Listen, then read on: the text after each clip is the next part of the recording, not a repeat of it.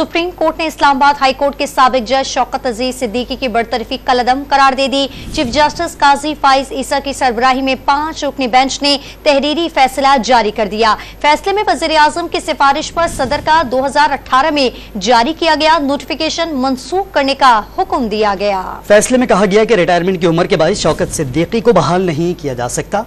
Retired जज तसव्वुर किया जाए, बतौर जज तमाम मराहत और पेंशन के हकदार करार हैं।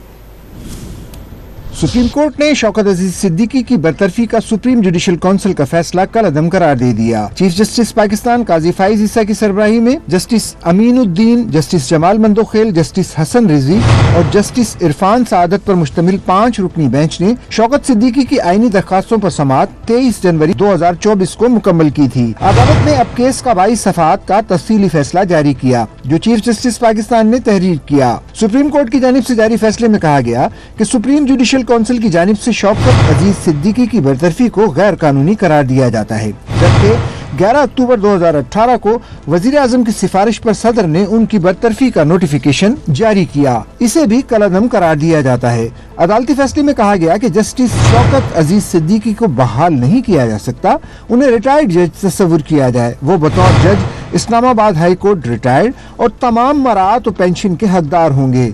उन्हें पेंशन समेत तमाम मराहत मिलेंगी।